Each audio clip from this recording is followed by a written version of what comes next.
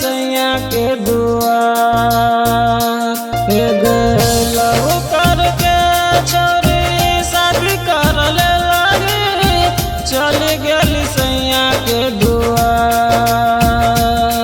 करे जवागे जानू पत्थर बनलही छोरी छी तू बड़ी धोखेबाज करे जवागे जानू पत्थर बनलही छोरी छी तू बड़ी धोखेबाज दिलवा लगैले रहिया एक बचपन सा जिंदगी तू करली बेकार करे जवागे जानू पत्थर बनलही छोरी छी तू बड़ी धोखेबाज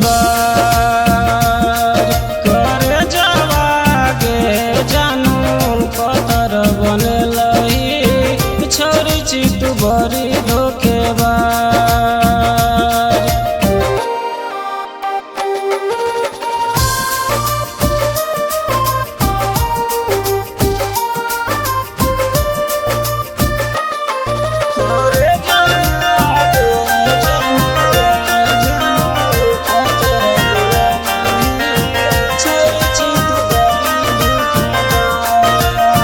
शादी शादी करी के तू शादी कर ले लाई गे हमरा के छोड़ी के तू दोसरा के भेलाई गे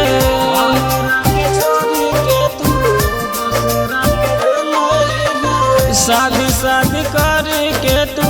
शादी कर ले लाई गे हमरा के छोड़ी के तू दोसरा के भेलाई गे